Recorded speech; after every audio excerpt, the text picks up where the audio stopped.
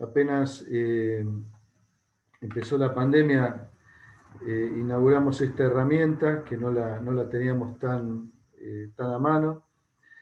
Y bueno, en la iglesia comenzamos a movernos en este sentido. Gracias a Dios, ya llevamos 3 domingos que hemos vuelto a reunirnos en la Cena del Señor, siguiendo protocolos. Hemos estado en contacto con la municipalidad y luego de 2 reuniones y conversando hemos podido dar satisfacción a los requerimientos que tenemos acá en Almirante Brown.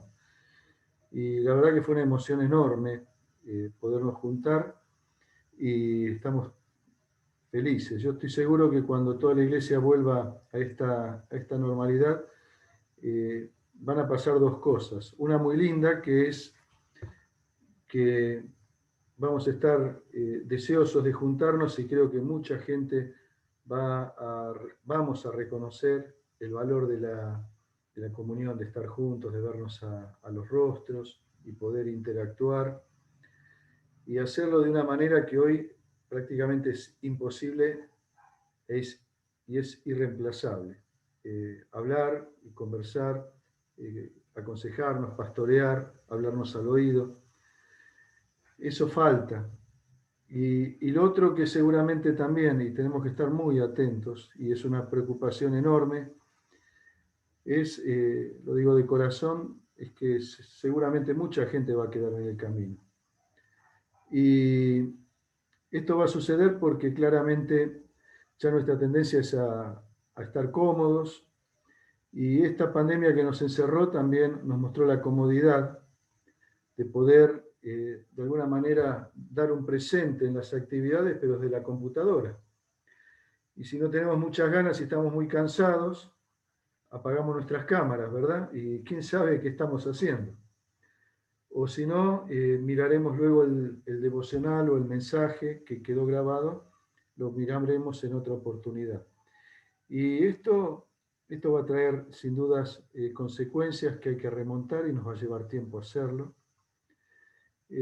También tuve una discusión, una charla muy amistosa con ancianos de la zona, y algunos decían, bueno, es el momento de los nativos digitales. Los jóvenes que, acostumbrados al uso de todas estas herramientas, ahora van a poder aprovechar mejor de estas reuniones y se van a fortalecer. Y lo que estoy viendo, lo estoy viendo en nuestra iglesia, lo estoy viendo en otros lugares y en otros espacios donde me ha tocado compartir la palabra. Estoy viendo que los que más asisten son los mayores. De modo que tal vez el trabajo que tengamos que hacer a nuestro regreso va a tener que ver mucho con la actividad con los jóvenes, con los chicos que se desalientan, con los chicos que no tienen tantos años, a lo mejor como muchos de ustedes, y con los chicos que a lo mejor arrastrados por la falta de conectividad, por sus amigos, por un montón de circunstancias, a lo mejor se van a estar muy desalentados. Y ahí es donde la iglesia vamos a tener que tener una tarea que nos va a costar, creo que mucho tiempo para volver a retomar. Y es una preocupación allá en Joaquín B. González, en nuestra iglesia. Estamos hablando con los líderes también para que la próxima actividad presencial que podamos tener, y la vamos a retomar, y no importa el verano, y va a ser la actividad de jóvenes, y estamos trabajando en eso. Así que deseamos que el Señor nos bendiga. La verdad que es un gusto ver el rostro de ustedes, de todos ustedes, y deseo que el Señor los cuide. David me sugirió, me comentó que estaban viendo en el Evangelio de Mateo, y estaban tratando de estudiar, a ver si me equivoco, milagros o interacciones personales, ¿no? O el ministerio personal del Señor Jesús. Y esta introducción que estoy dando es porque la verdad que elegí la segunda parte, cómo el Señor Jesús trató y cómo trató con un joven.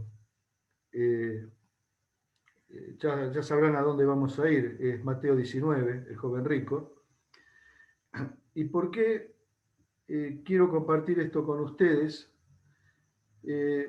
Porque leyéndolo, este pasaje otra vez, no sé la cantidad de veces que habré hablado sobre este tema, pero recorriendo la historia de este joven, me vino a la cabeza, y seguramente muchos de los que estoy viendo acá han sentido la misma experiencia que yo les voy a contar. ¿Cuántas veces? ¿Cuántas veces se acercó un chico, una chica, una persona grande, y vino, y se acercó y vino con la pregunta: ¿qué debo hacer para ser salvo? O ayúdeme, yo quiero recibir a Cristo. Bueno, ¿y qué tengo que hacer? Y uno entonces, ¿verdad? Le dice lo que tiene que hacer. Y realmente esa es un área de preocupación que yo tengo, porque esto pasaba en la escuela dominical, esto pasaba a veces en clases, en áreas donde nos entrenan para enseñar a los chicos. ¿Y a cuántos chicos le decimos quién quiere ir al cielo, verdad? Y Jimena, que la estoy mirando, ¿verdad? Todos los chicos levantan la mano. Y bueno, ¿todos quieren ir al cielo? Sí, todos queremos ir al cielo. Bueno, cerrá los ojitos y orá de esta manera, ¿verdad? Y entonces todos tenemos esa oración. Y decimos en el nombre del Señor Jesús, amén. ¿Y ahora qué pasa? Y no, ahora sos hijo de Dios. Y si esto pasó en una reunión de evangelización, hacemos que levante la mano, que pase al frente, tomamos nota de su dirección, oramos, la persona se da vuelta, se va, ¿y qué pasó después? ¿Verdad?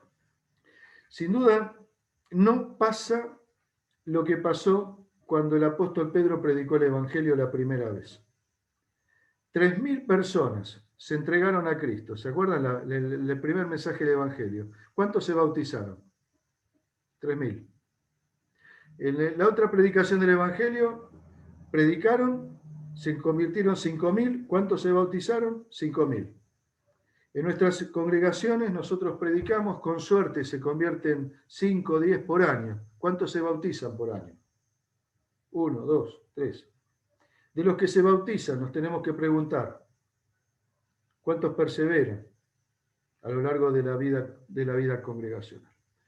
Entonces, esta historia que vamos a ver, un hecho real, importante, porque aparte está registrado en 3 evangelios, Mateo, Marcos y Lucas.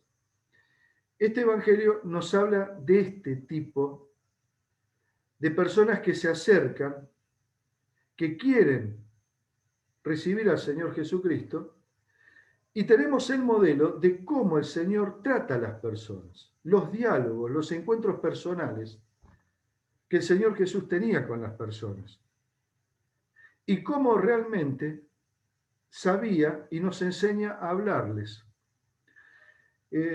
Yo lo digo en broma, así que tómenme así en broma y de manera irónica lo que voy a decir. El Señor Jesús sería un muy mal predicador contemporáneo, porque si un joven, como el joven rico, se le hubiera acercado a un predicador contemporáneo, seguramente ya lo hubiera registrado y lo hubiera bautizado esa noche. Porque un predicador contemporáneo, o muchos de nosotros, a lo mejor bien intencionadamente, le hubiéramos dicho, bueno, cree en el Señor Jesucristo, y enseguida le hacemos orar y le decimos bienvenido a la familia de Dios. Y el Señor Jesús nos dio una lección tremenda. Y cómo confrontó cariñosamente a esta persona para poderla llevar a una decisión personal. ¿Está? Vamos a leer en Mateo 19. Acompáñenme en la lectura, verso 16. Yo tengo acá mi Biblia, así que lo vamos a ir leyendo rapidito. Y David, después vos avísame cuando falten unos 5 o 10 minutos para cortar, ¿eh? ¿Estamos? Me está saludando, que me vaya o que siga, no sé, pero bueno. Dice el verso 16. Que no corta, Tony, que no corta. Vos dale tranquilo que no... Bueno, está bien. Seguimos entonces. Total, nadie se va a caer como le pasó a Pablo, ¿verdad? Que ningún joven se va a caer por la ventana. Eutico ahí que se cae del balcón, no hay nadie en el balcón. Bueno, seguimos. Dice así la Escritura. Entonces vino uno y le dijo, Maestro bueno, ¿qué bien haré para tener la vida eterna? Él le dijo, ¿por qué me llamas bueno? Ninguno hay bueno sino uno, Dios. Mas si quieres entrar en la vida, guarda los mandamientos. Le dijo, ¿cuáles? Y Jesús dijo, no matarás, no adulterarás, no hurtarás, no dirás falso testimonio, honra a tu padre y a tu madre, y amarás a tu prójimo como a ti mismo. El joven le dijo, todo esto lo he guardado desde mi juventud. ¿Qué más me falta? Jesús le dijo, si quieres ser perfecto, anda, vende todo lo que tienes y dalo a los pobres y tendrás tesoro en el cielo, y ven y sígueme. Oyendo el joven esta palabra, dice la Escritura, se fue triste porque tenía muchas posesiones. Hasta acá nomás con la lectura. Se acerca, esta historia la conocemos, no voy a usar mucho tiempo en esto. Sí vamos a ver en el diálogo. Y en las buenas cosas que este joven trajo, porque una de las tendencias que tenemos a veces cuando miramos este pasaje es empezar a pegarle a este joven, pensando que era una mala persona, pero vamos a encontrar cosas buenas que este muchacho hizo, pero evidentemente algo falló. Por un lado, lo primero que tenemos que entender cómo el Señor, en sus tratos con los individuos, especialmente acá en Mateo, cómo el Señor trabajaba, cómo evangelizaba, cómo aconsejaba, cómo trataba a los hombres, cómo trataba a las mujeres. Y esta regla, cada vez que vamos al Señor, nosotros tenemos que ir al Señor sabiendo lo que queremos. A veces podemos pensar que queremos algo como este joven, él quería tener la vida eterna, lo cual no está mal. Lo que este joven no sabía si eso era una prioridad para él o no. Él quería la vida eterna, pero evidentemente él amaba algo por encima de lo que quería tener. Él amaba sus posesiones. Entonces él se acerca, después vamos a ver un poco estos detalles, se acerca con una pregunta. Él dice, ¿qué bien haré para poseer la vida eterna? Como exalumno del Müller y colaborador ahí en el instituto, yo les recomiendo, y además porque uno lo va aprendiendo, traten de buscar siempre el significado o el peso de las palabras. Acá hay una frase muy linda y que aparece 50 veces en el Nuevo Testamento, que es la palabra o la expresión vida eterna. Ese es el corazón del evangelismo. Vida eterna. El evangelismo no es capturar, ¿verdad?, adeptos, números, hacer grandes movimientos, etcétera, etcétera. Esto es conducir a la gente a los pies de Cristo para que creyendo en Él, dice la Escritura, ¿se acuerdan? Tengáis vida en su nombre. Es el corazón del Evangelio. Juan 3:16, fíjense qué dice, para que todo aquel que en Él cree no se pierda, mas tenga, ¿qué cosa? Vida eterna. Es el fin. O sea, creer en Cristo para tener vida eterna. Juan 3:16. Y nosotros, claro, cuando empezamos a pensar en estrategias de evangelización o métodos, decimos, bueno, acá viene alguien, hay que decirle que tiene que creer, que levante la mano, que venga para adelante, que ore, cuando en realidad lo que tenemos que tener en claro es si estamos frente a un proceso eterno. Y que no estamos frente a una situación emocional o si estamos frente a un proceso para ganar un adepto. Hay algo que está en juego. Es la vida eterna. Y el Señor nos está mostrando en su trato la importancia de esta realidad. Fíjense que esta era la inquietud de muchos discípulos y de muchas personas, tener la vida eterna. Vayan a Juan, si quieren, por favor, en Juan capítulo 6, en el verso 18, hay una pregunta, verso 28, hay una pregunta parecida. Dice, cuando el Señor alimentó a los 5.000, la gente lo comienza a seguir. ¿Y qué momento para el evangelista contemporáneo? Un milagro, miles de personas siguiéndote por todos lados, te das vuelta, escuchás esta pregunta: ¿qué debemos hacer para poner en práctica? Verso 28, las obras de Dios. Y el Señor Jesús les va a contestar algo parecido a lo que le contestó al joven. Y lo llama a creer y a venir, pero además a hacer la voluntad de Dios. Vida eterna. ¿Se acuerdan del carcelero? Señores, le hizo la pregunta, ¿no? ¿Se acuerdan? ¿Qué debo? El carcelero de Filipo. ¿Qué debo qué? Hacer para ser salvo.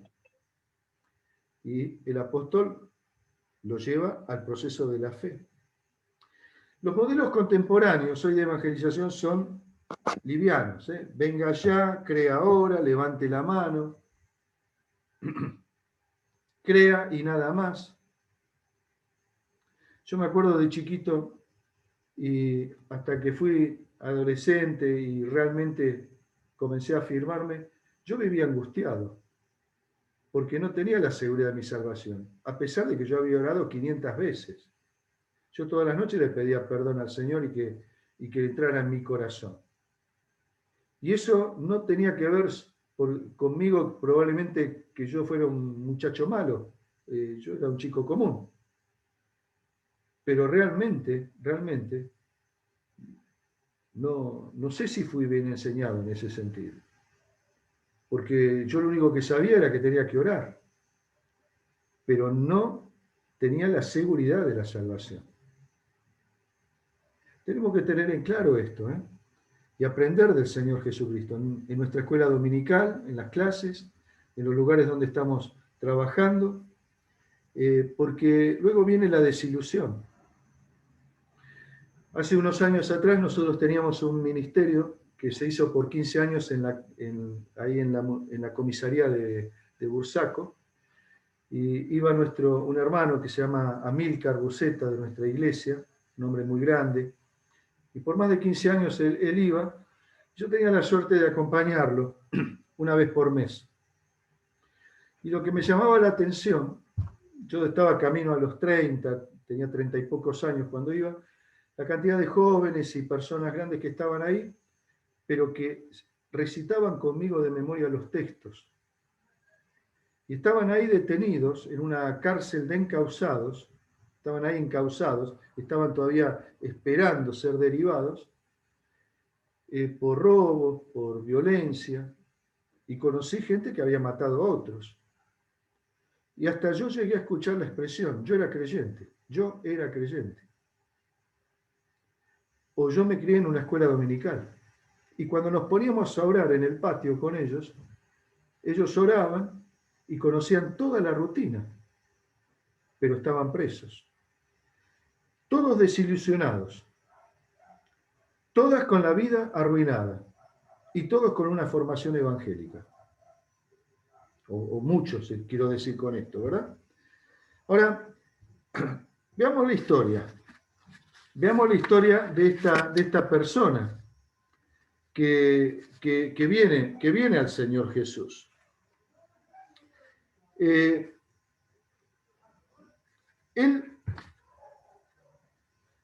él se acerca al Señor Jesús y él sabe algo.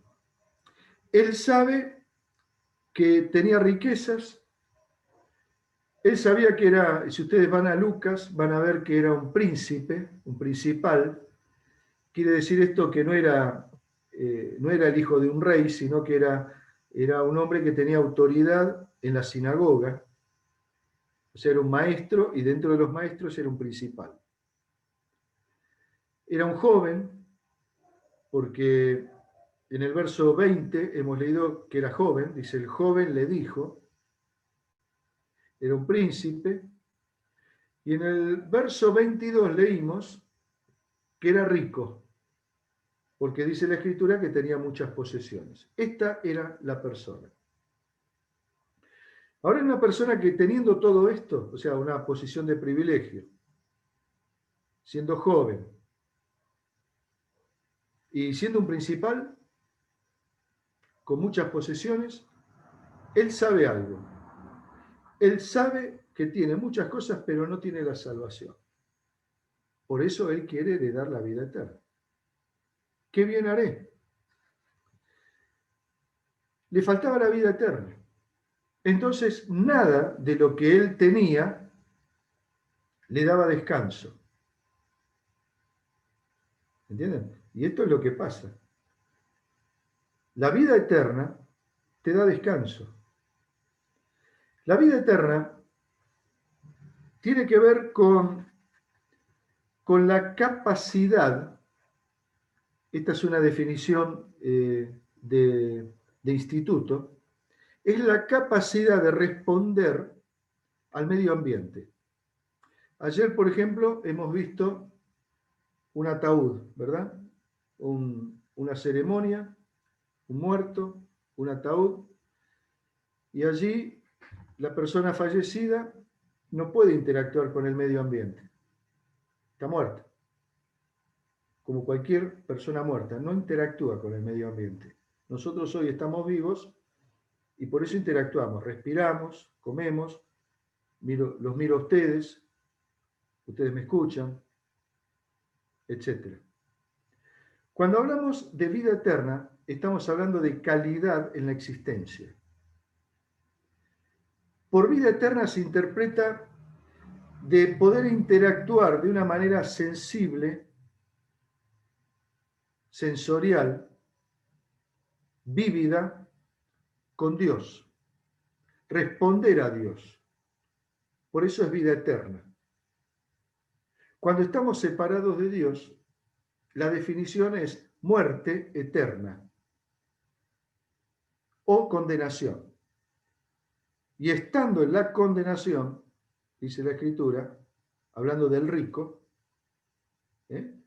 comenzó y vio a Lázaro. La palabra que se usa ahí, esa vida eterna, esta capacidad que tenemos de interactuar de manera sensible delante de Dios, es la palabra zoe, que tiene que ver con vida, pero vida espiritual. Esa palabra vida, Juan la usa 34 veces. El que tiene al Hijo tiene la vida.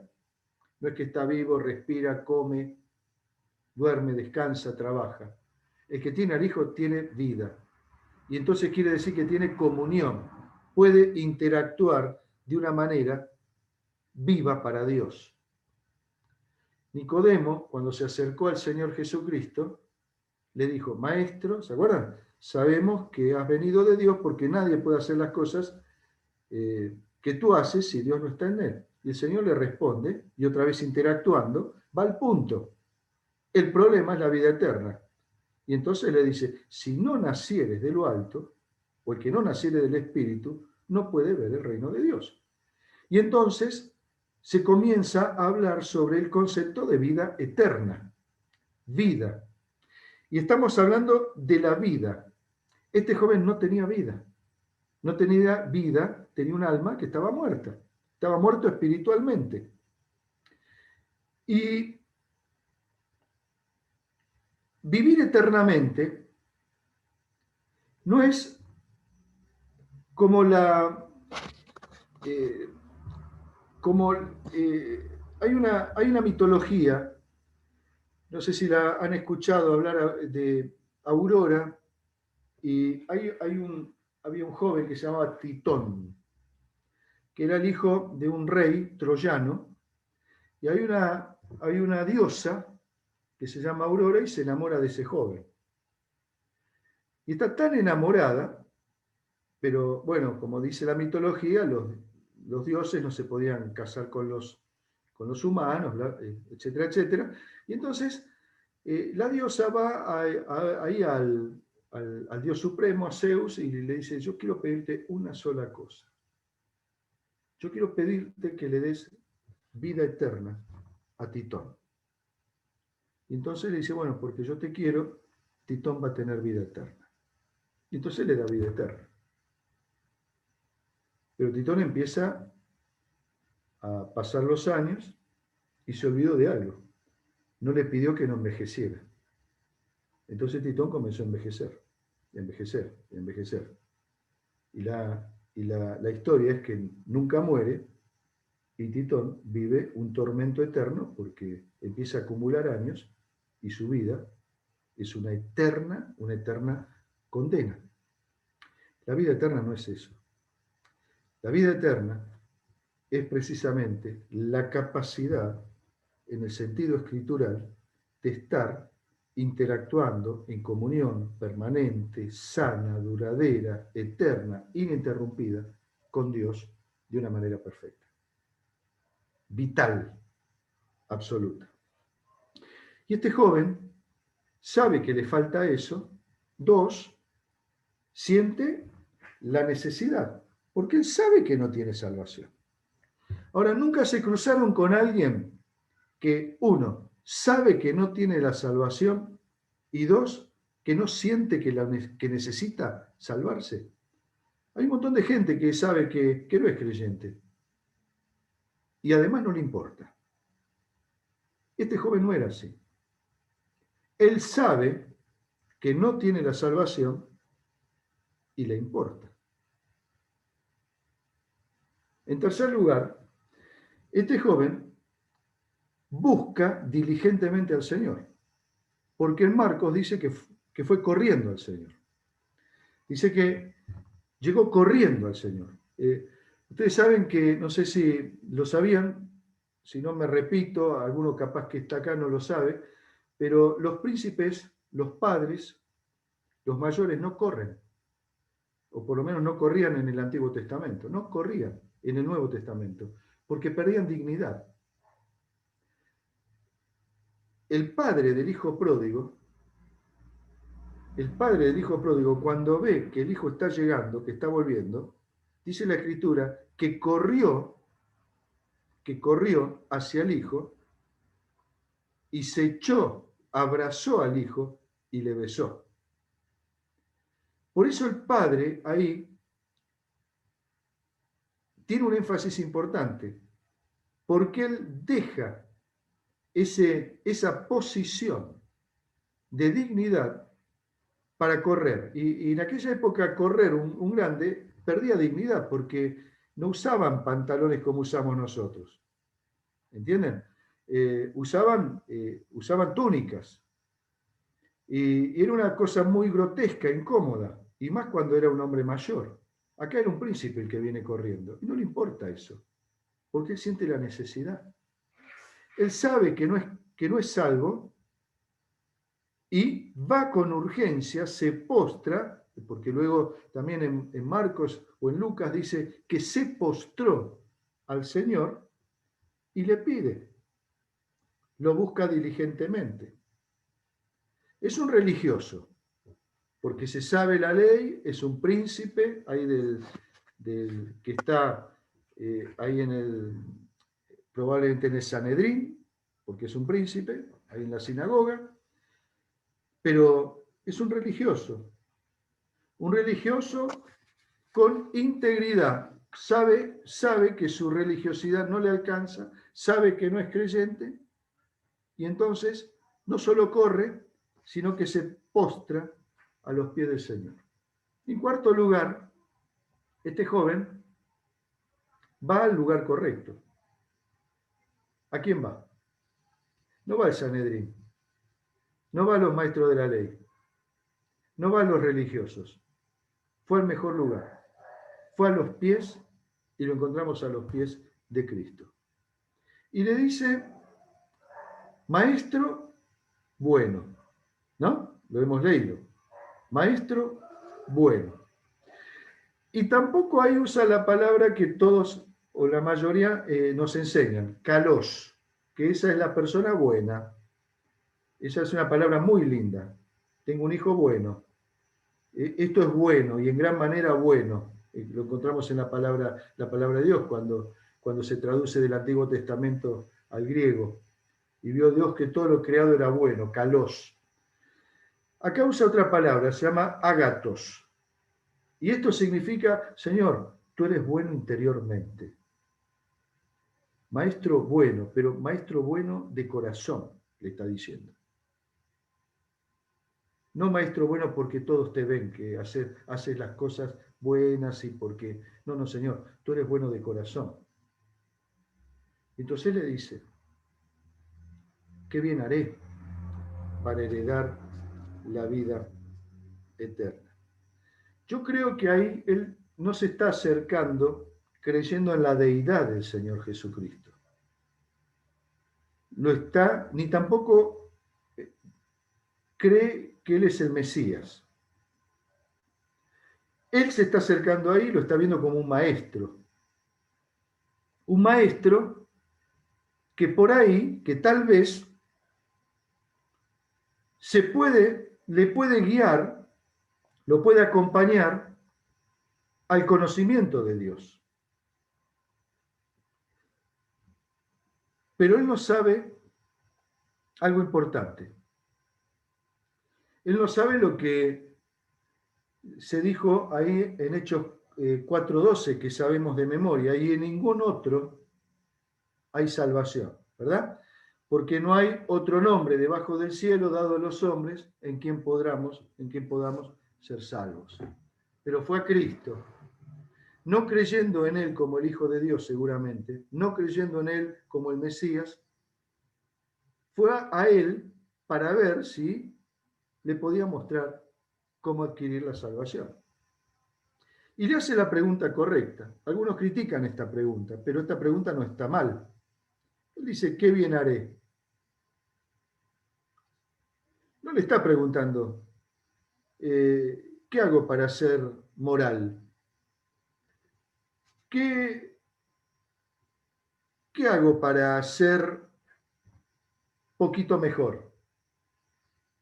Él preguntó, ¿qué tengo que hacer para heredar la vida eterna? Como hizo el carcelero.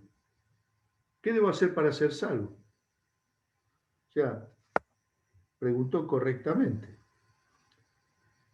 Pero acá está como el Señor comienza a tratar a esta persona. Vean la respuesta de Jesús. Primero le marca, lo pone en contexto. Primero quiere confrontarlo. Y me dice, ¿por qué me llamas bueno? Me dijiste, ¿qué cosa buena debo hacer? ¿Qué bien haré? ¿Cómo qué cosa buena hay que hacer? ¿Los mandamientos no son buenos? Vos sabés exactamente los mandamientos. Eso es lo que le está diciendo. Los mandamientos sabes. ¿Por qué me llamas bueno? ¿Qué cosa buena voy a hacer? Las cosas buenas ya las sabes. Y lo único que es bueno es Dios. Y entonces le recita, y acá encontramos a un Dios muy misericordioso y paciente. Los mandamientos están divididos en dos partes, ¿verdad? Los mandamientos que nos vinculan con Dios, no tendrás dioses ajenos delante de mí, no te inclinarás ante ellos, ¿correcto? Entonces tenemos los primeros 5 mandamientos que nos obligan delante de Dios. La otra mitad son los 5 mandamientos que nos obligan con el prójimo. El Señor se los recita al revés. ¿Acaso porque estos son los más objetivamente fáciles de cumplir. Vamos a decir que tal vez los podrías cumplir. No matarás, no adulterarás. Y entonces se los recita al revés y finalmente cierra, y amarás a tu prójimo como a ti mismo.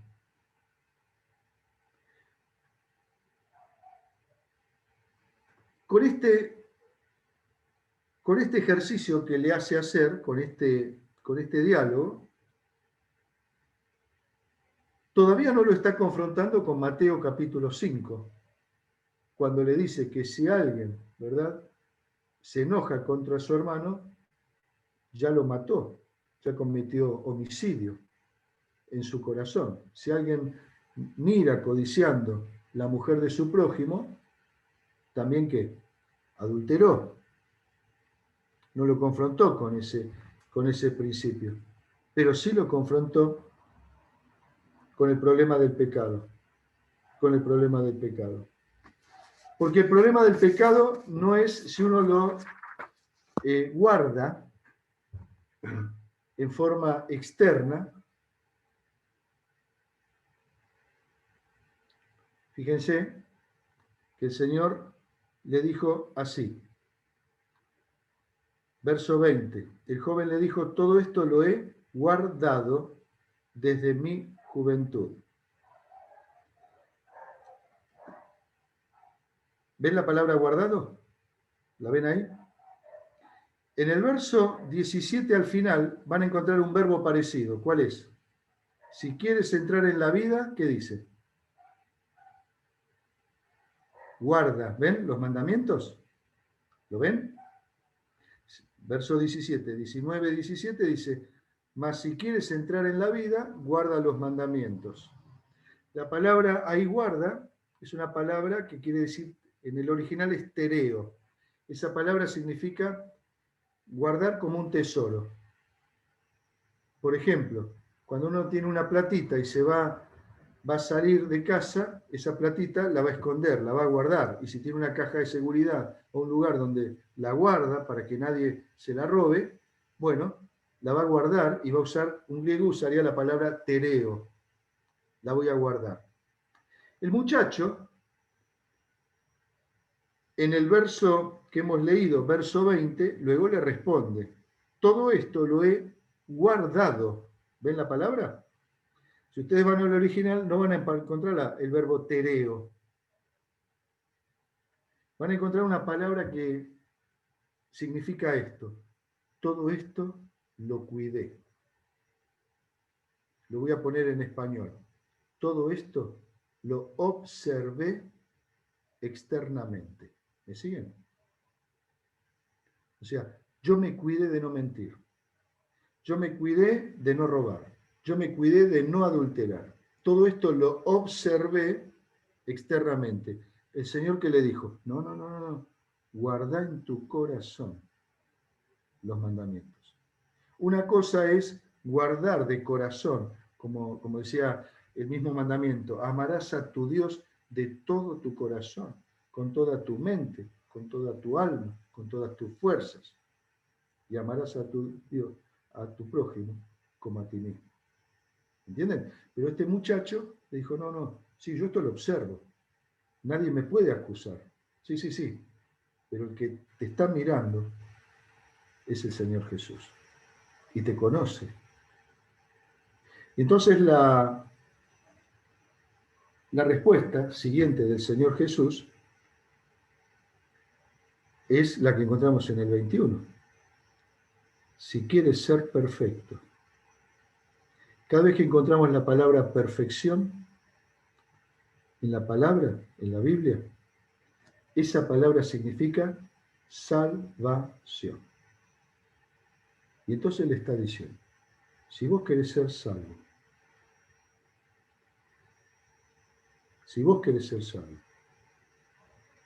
¿qué le dice? Andá, levántate ahora, vendé ya todo lo que tenés y dalo a los pobres y tendrás tesoro en el cielo y vení y seguí. ¿Querés la salvación? ¿Querés la salvación? Vende todo. ¿Qué le está sucediendo en esta conversación? El Señor le está diciendo, yo no estoy mirando lo que vos observás externamente, yo estoy mirando tu corazón. Y la salvación, el qué bien haré para tener la vida eterna, vos te estás dando cuenta que no tenés la salvación, que estás viniendo de una manera diligente, que necesitas la salvación, que haces la pregunta correcta y que estás dando todos los pasos.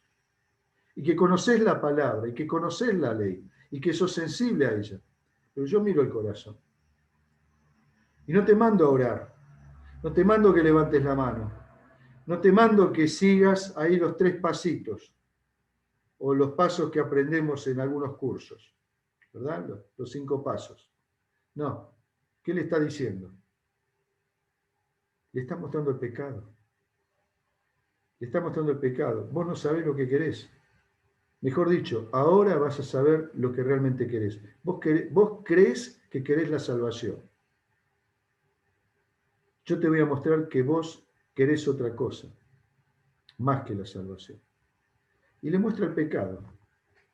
El pecado de este joven es el pecado del materialismo.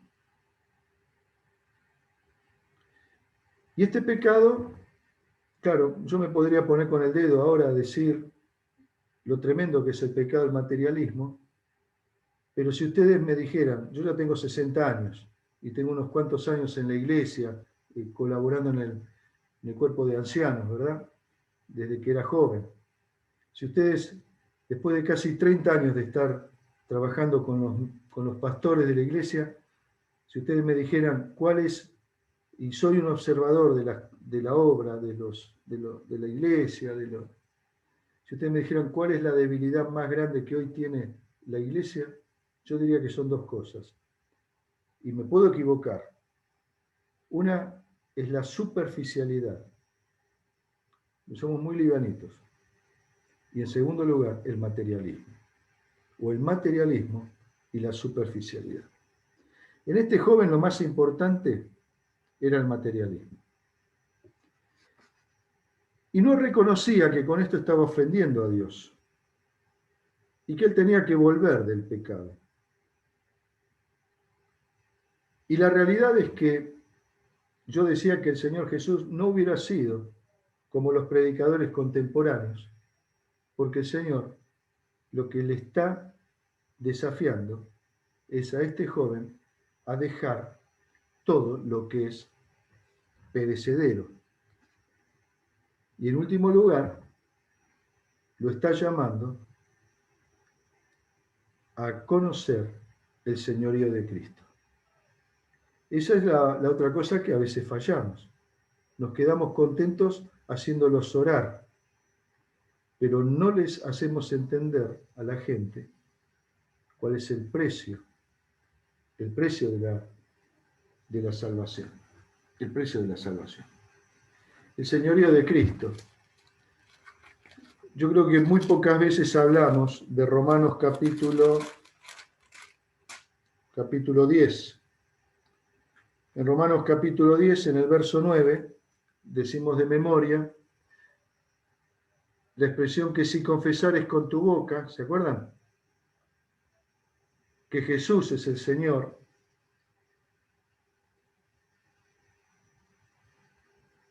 y creyeres en tu corazón que Dios le levantó de los muertos, serás salvo, porque con el corazón se cree para justicia, pero con la boca se confiesa para salvación. En este pasaje nos está hablando de lo que es el Señor. Y el Señor reclama estas decisiones. Decisiones donde el pecado que más abrazamos tiene que ser dejado de lado. Y aún cuando somos creyentes, el Señor en nuestros tratos, porque acá probablemente ya todos los que estoy viendo son creyentes, en nuestros tratos, el Señor quiere y reclama su señorío sobre nosotros. Es claro esto.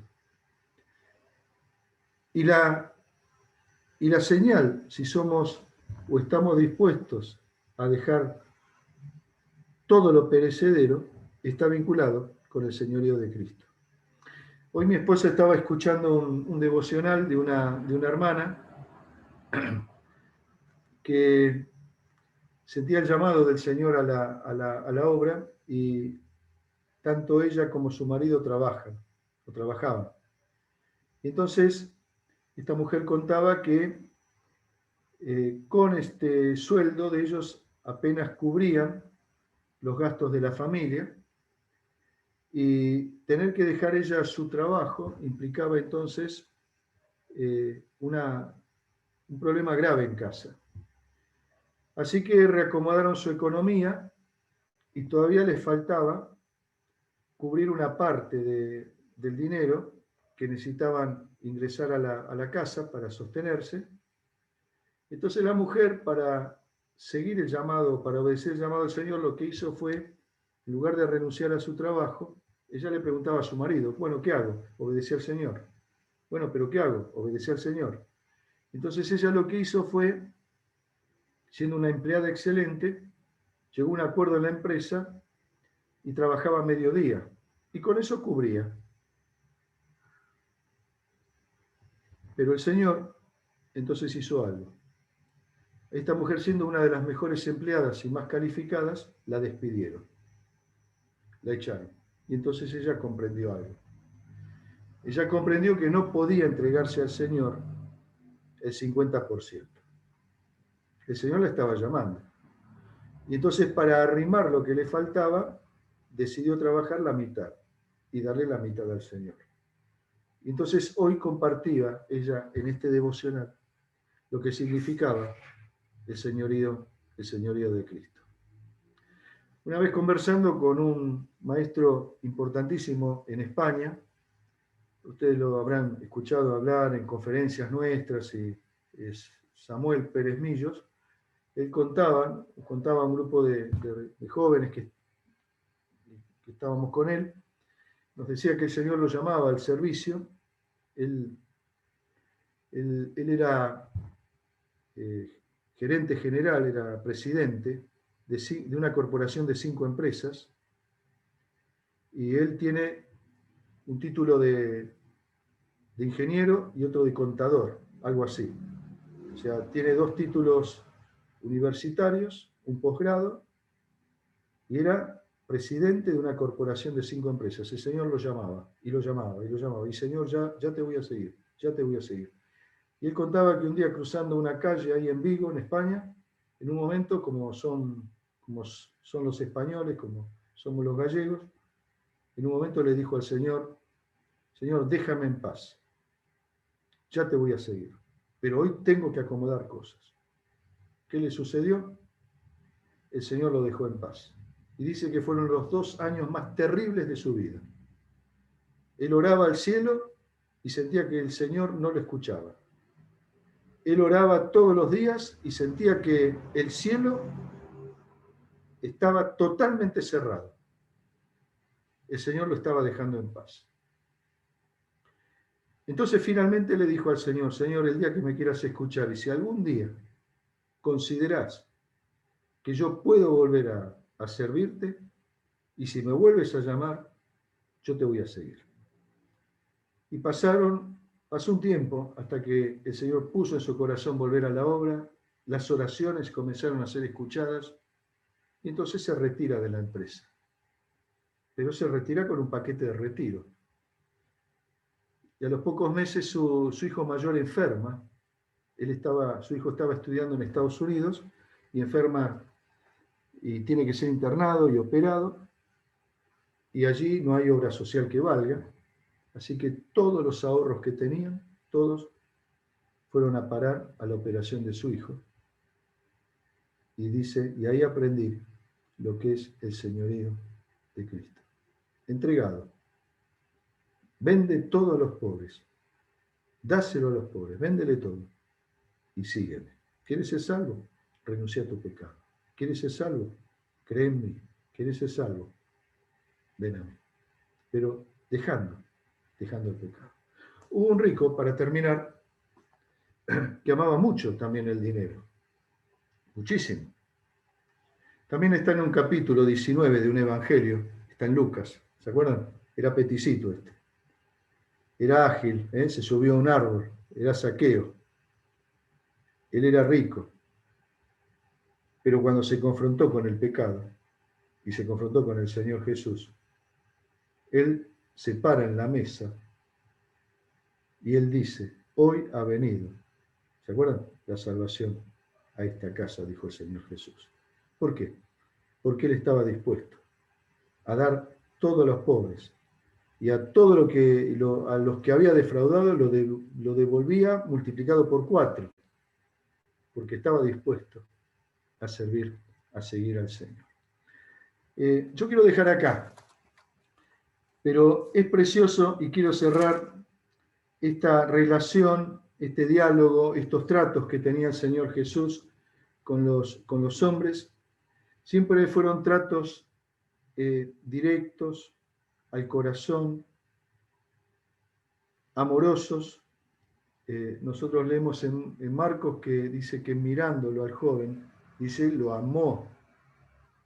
Pero el amor que tenía para este joven no le permitió al Señor Jesús pasar por alto que este joven amaba más las riquezas que la salvación de su alma. El Señor Jesús dialoga, el Señor Jesús llama, el Señor Jesús jamás baja la vara y nos sigue amando. Y nos ama con un amor elevado, para que todos los que respondamos a Él, respondamos con ese mismo tipo de amor elevado que nos conduce a la vida eterna. Bueno, que el Señor los bendiga, hermanos, y espero no verlos agobiado con tantos textos, y deseo que el Señor los bendiga muy ricamente, que los cuide mucho en esta pandemia. Y bueno, este granito de arena que también les he traído o he aportado a los hermanos que ya, hermanos buenísimos, ¿no?, que han estado antes. Espero yo poder haber contribuido también con algo y que ustedes también se puedan quedar con algo, alguna parte de esta enseñanza que les he querido compartir. Que Dios los bendiga mucho. Gracias. Bueno, muy bien. ¿Ahora me escuchan? Ahora sí, bien.